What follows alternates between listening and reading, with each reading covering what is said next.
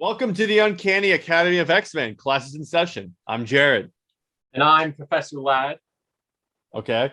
And Associate Professor Ladd. Jared. So anyway, today we have a very interesting topic for you all. So as you know, and I've said this multiple times on this show, on Under Two Capes and all that the problem with the X-Men is that they exist in a world with other heroes that are loved, but they're hated, even though they have powers to and save the world. So what Ladd and I decided we're going to do, we're going to theorize how to make this work. In other words, how to make the X-Men fit into the Marvel Universe and we avoid the old contradictions. So my first idea is to make the X-Men actually aliens. Aliens? I know they'd never be able to do this, but a little side note, these are probably never going to happen. Because to make them aliens, that's why the people don't trust them. Right. Okay. That's one possibility, right? Let me say, it doesn't make sense that they're humans that have powers, but they're not trusted. Right. Yeah. That's no one goes against the Avengers when I almost said Legion of Doom, but I'm a DC fan. When the Masters of Evil do stuff. Right. That's true. What about you, Ladd? I mean, I kind of think that's one possibility, but I feel like they already did that a little bit with Inhumans. I mean, I know they weren't aliens, but at least they were in space and stuff. Humans. When they did it in humans, they trusted the Inhumans. Yeah. What the? Man, I get the whole racism analogy, but here's how you avoid the contradiction. Here's the easiest way in that they could probably do it. Just put them on their own Earth. Okay. That's one possibility, right? Yeah, that's one possibility we discussed, that they could just put the X-Men, make those movies happen on a fresh new Earth where you can have all the different. Yeah, exactly. You can have individual X-Men movies on characters, and then have the X-Men. And, eventually you can have a multiverse crossover with the rest of the Avengers or something like that. That's one solution. Because Fox universe worked pretty well, all the, Fassbender and all the rest of them, that worked pretty well. Yeah. And it's let me see what's another way, because it's just, other than turning them into aliens or removing them from the Marvel Universe entirety through another Secret Wars event, I can't see any other way they fit. How are you going to make them fit into the Marvel Universe? I mean, okay, Jared, you're a bit more knowledgeable on the comic side. Do the comics talk about this sometimes? Sometimes they do, yeah. They have a couple of mutants going, wait a second, I fight for you, and you trust you're okay with Captain America or Thor or any of those guys, yeah, but you're not okay with me. Mm-hmm. Just because my power is due to a genetic mutation, you're not okay with me. Right. That's I feel like it's kind of something I hadn't thought about before. I mean, it could be, okay, here's something I'm thinking on top of my head. Maybe one theory, that most of the superheroes with powers, non-X-Men, the Avengers, the Defenders, all the, maybe even the Thunderbolts, they're all mostly adults or people with secret identities, or youth with secret identity or adult secret identity. So that way, when they fight, they're superheroes, and when they're in the regular people disguise, no one really knows who they are. Some people like Tony Stark obviously are public. But with the X-Men, you have a lot of mutants that actually have abilities, and they live among the general public, and people know about them, and they consider them dangerous. That's what I'm thinking. The mutants and the X-Men, they live among the humans, and they're not all superheroes. A lot of them aren't, and their powers will show up randomly, and they'll cause problems and danger, and some of them will turn evil, and it's more aware in the public knowledge, as opposed to just regular superheroes like Captain America and all them. They're either good or evil, and they're very much in the, they are considered like idols. They're not living among the average citizen. So in other words, don't have them living among the people. Yeah, I mean that's what Hickman did. They're on an island now. Like, you wouldn't really expect any of the Avengers to be going to school with you or living in your neighborhood, or if they are, like Spider-Man, he has a secret identity. But a lot of the mutants, they are just going to school with you, they are going to work with you, and then all of a sudden they could just use their powers, and that's why they have that stigma around them, because they're considered a lot more dangerous, but a lot more of them than the Avengers. Plus their powers manifest at puberty, so right, they're like inexperienced when they first get, they're inexperienced and immature when they first get their powers. Right. That's what I'm thinking. In the at least in the comics, I'm just kind of thinking that could be a bit of the reasoning there. Because I mean, if you're talking about the X-Men, obviously they're, they have secret identities, people don't know about them, but there's a lot of mutants that aren't X-Men. But I'm thinking in terms of like regular powered people, like superheroes and supervillains, they're on a team or they have like secret identities. Like they don't live like regular people's superpowers. Like you don't have a person with superpowers that isn't a superhero, but there are mutants that aren't X-Men, and but they still have powers. So that's what I'm thinking. Maybe there's a slight difference there. The only question is, how can you translate that to the MCU? Like make it that there's people that have powers that aren't superheroes, like basically people that are dangerous, people that like the equivalent of having someone walk around with like weapons on them, like swords or guns on them, and without a permit or something like that. Like that's what these mutants are. Like how could you add that into the MCU? How could you make it people like, is there some sort of like mutant genesis, kind of like Inhuman style? Well, and this is a problem they're going to have to address, because I guarantee you the average movie audience is going to say, why are you okay with these people, but not these people? But I was thinking for the MCU, they could make it some sort of SHIELD project, and they have the SHIELD like stamp of approval, but SHIELD's not exactly around anymore. Yeah. What they could do, it could be like a sword project, like any of the government like organizations that are supposed to manage superhumans, just have it be a project under them. Yeah, they took a bunch of what they could do to link it is that these are all orphans from all the times that the Avengers kind of didn't worry about property damage, like New York, Washington. They somehow found all the kids that were like orphaned by this mistake, basically like Halo, and tell them, okay, you're gonna be superheroes now, and then they experiment on them, and that's how you get mutants. That's one possibility. That could work. That could actually work. It's a good way to cement early a new way of why Magneto hates humans. One thing I was thinking was, what if you make it there's a few mutants, right? Now, mutants are already living among the humans, but they're just not as many of them as you would see in the comics. Like there's a lot less of them, all right? But there's still actually mutants. So it's not in the public eye yet. We haven't seen it in the MCU, but they exist there. And there's obviously a few that are stronger, like maybe Magneto and Charles Xavier, that you can still do the origin story of them in the past, but they're just not discovered until later. Kind of like how Captain Marvel, her origin was in the past, but it's not like her like Superman-like powers did not change the world because they made it just to make some plot hole. But that works. What if you could have that the mutants are around and they do exist, but then there's some sort of big public event where a few mutants, their powers get out of control, and all of a sudden the public becomes aware of the mutants. And that's when it starts to pop up this discussion of the mutants being dangerous and stuff like that.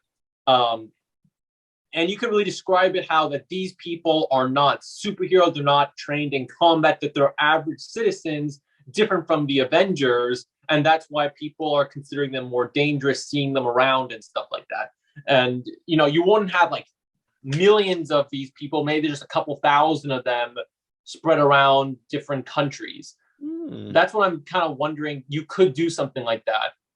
In other words, you want to make it so there's like an attack that basically explains why the people don't trust mutants.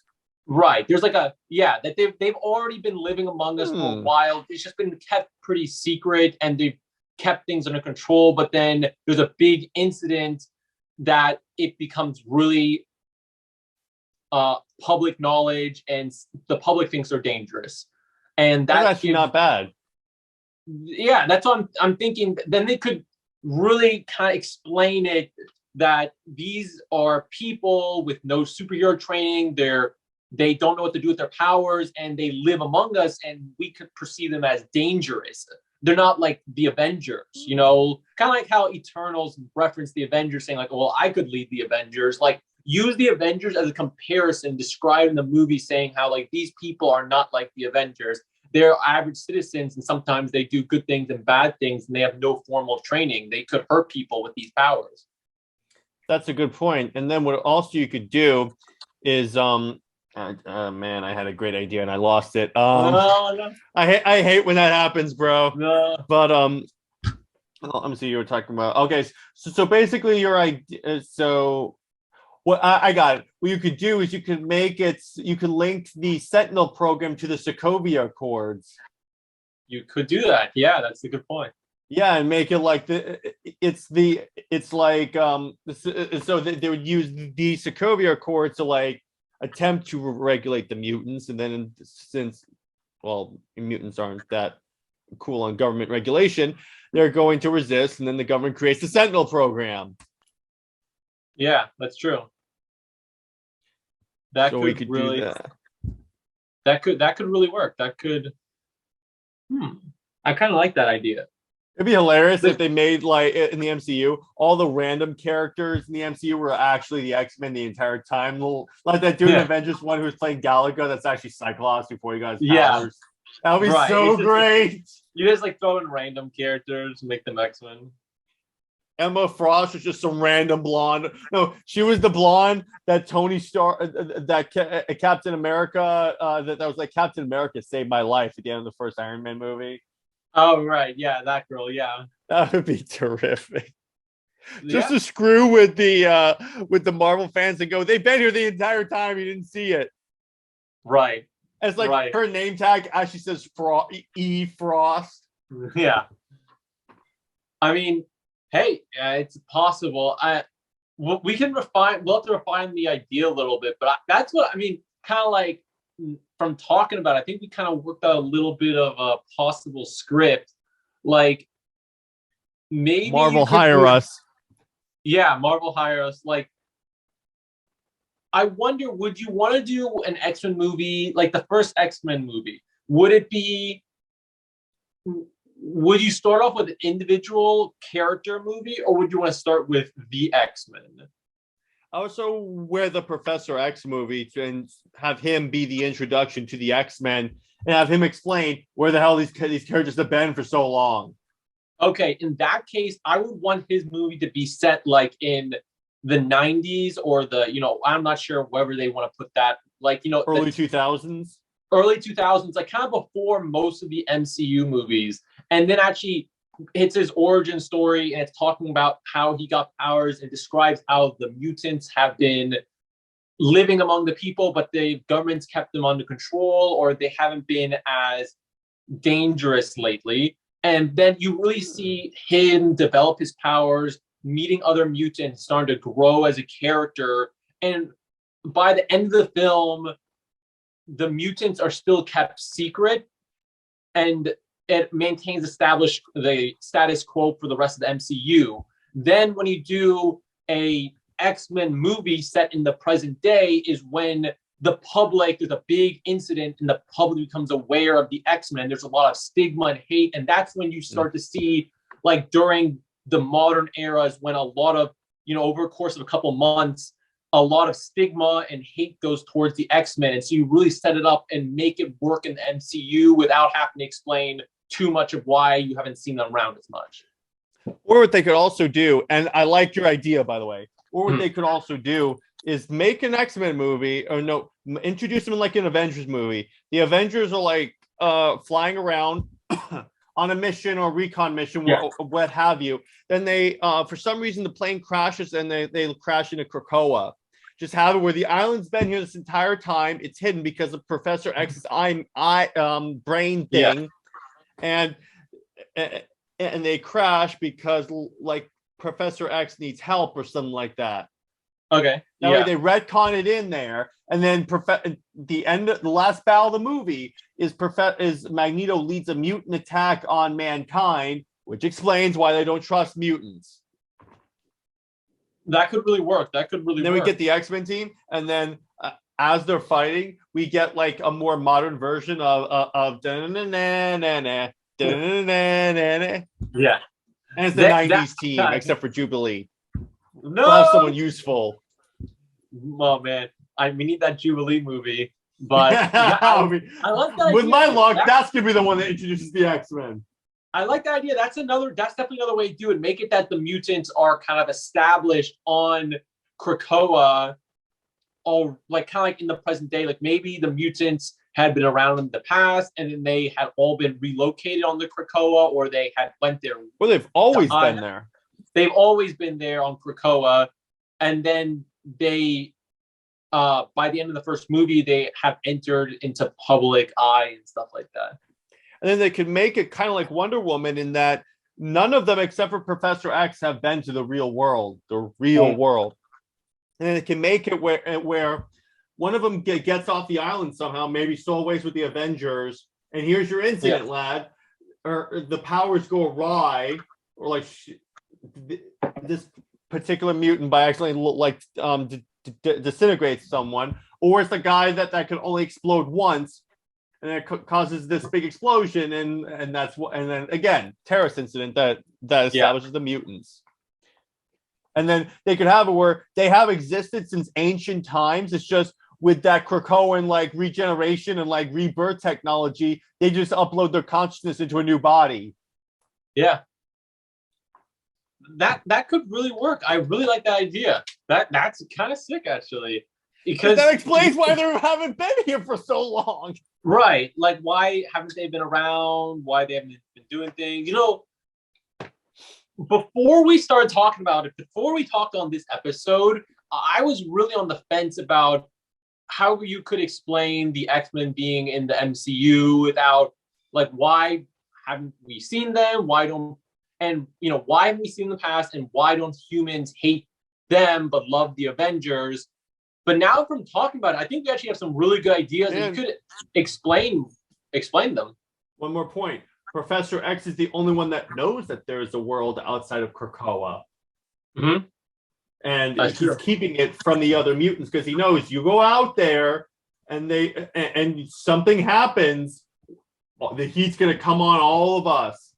Yeah. And then when the Avengers show up, much like Wonder Woman, that's their indication that there's a world outside. Yeah. And all of a sudden a portal opens and the Zack Snyder's Squadron Supreme walk through. Right. And then you can Hyperion in a black suit. Yeah. You could do that. Nighthawk with guns. It's their Aquaman character. I keep forgetting what the Squadron Supreme Aquaman character is, with long hair, a beard, and just goes, "My man." Yep. Hey, that'll work. But yeah, I don't know why I didn't think about just applying what a Hickman did. Yeah. He basically put them on an island. That's true. Yeah, and make it like in Wonder Woman, basically combine Wonder Woman and X-Men. Right. And there you go. We got that's honestly the best. That's the only way that they could conceivably explain where the hell have you people been. Even with the Eternals like explanation of why you never did anything, it's a weak explanation, man. Right. Oh, we weren't supposed to involve ourselves in eras that didn't involve deviants. Thanos is a deviant. What the? Yeah, What are you doing? it's a good point, but it would destroy the plot. That's the problem with introducing characters this powerful so late. Yeah, It's it's like, just hard. where the hell were you people? It's like, it's the same problem with. I mean, that's why they had to make Captain Marvel show up late, like she was another galaxy or something like that, because she could have fixed everything in Endgame if she had stuck around. She showed up in the last. She did show up in Endgame, but then she got her ass kicked by Thanos. That was hilarious. Yeah. Oh boy. I just love how Endgame marketed as Captain Marvel's gonna defeat Thanos. Oh yeah, she did kind of get wrecked, but she did a pretty good job until it actually gave me a good reason why, because I thought Captain Marvel should be able to defeat Thanos, but I love how they did it where he used the Power Stone directly and gave him. That's what he would do. Edge. Yeah, that was actually really good. I really liked that. And then like this way, it was way more effective to have Tony Stark going, "I am Iron Man." Yep. Yeah. So anyway, we actually have a really good plan. Marvel, please hire us. We will write this movie for you. Yep. But yeah, so I think that's a good place to leave it. If you have anything else you want to add, any other ideas, lad? No, I think I'm good with that too. All right, and thank you all for watching our lecture. Your homework assignment is to read all of Hickman's run of X-Men from issue 1 all the way up to now by tomorrow. Yeah. And I want a 10 to 20,000 page essay on it by next week. Right. We need to be in depth. Single space at 1 point font. And we are accepting Wikipedia as a reference. So if you just want to copy and paste Wikipedia, then I'm okay with that. If you do, every time you put a Wikipedia article, the minimum requirement doubles. What? This is evil. That's what I would do if I were a teacher. I'd say, if I see Wikipedia in your thing, your page count doubles.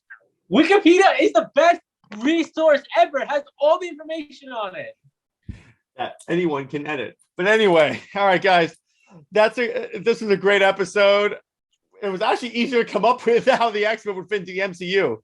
But be on the lookout for next week's episode. And see you guys later. Class out of session. Bye-bye. Yep. And stand Jubilee. Bye.